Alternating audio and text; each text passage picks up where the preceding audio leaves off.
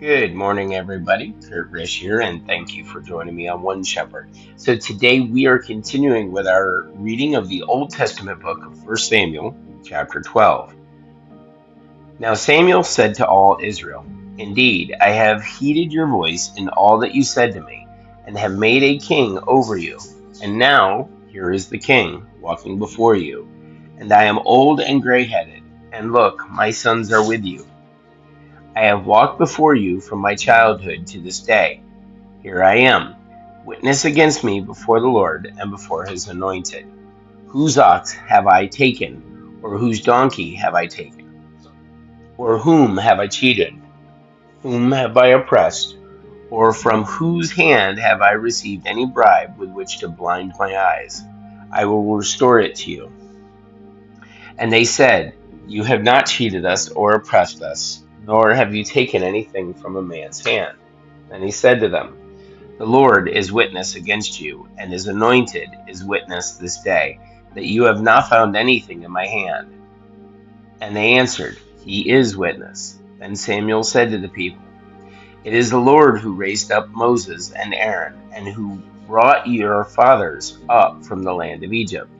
Now therefore, stand still, that I may reason with you before the Lord concerning all the righteous acts of the Lord, which he did to you and your fathers, when Jacob had gone into Egypt, and your fathers cried out to the Lord. Then the Lord sent Moses and Aaron, who brought your fathers out of Egypt, and made them dwell in this place.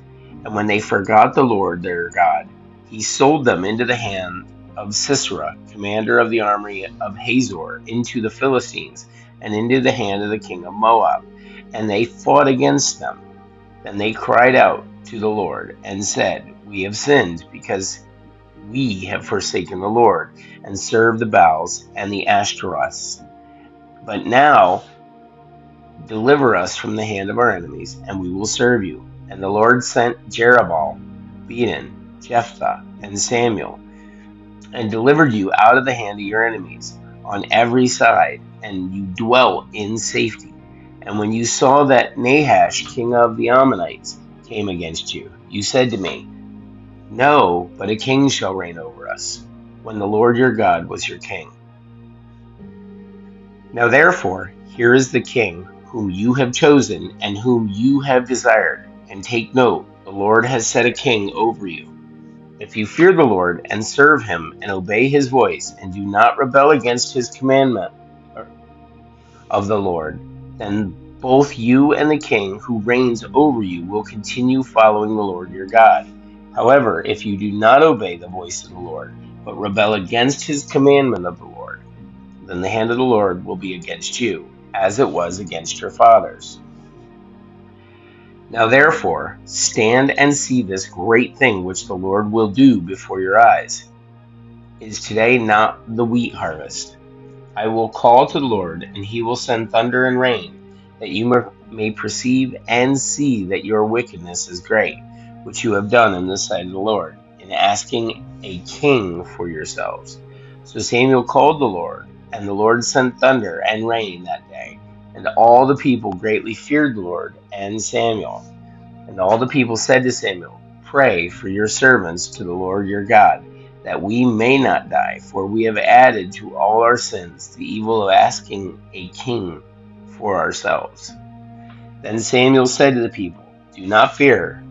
You have done all this wickedness, yet do not turn aside from following the Lord, but serve the Lord with all your heart, and do not turn aside. And then you would go after empty things which cannot profit or deliver, for they are nothing.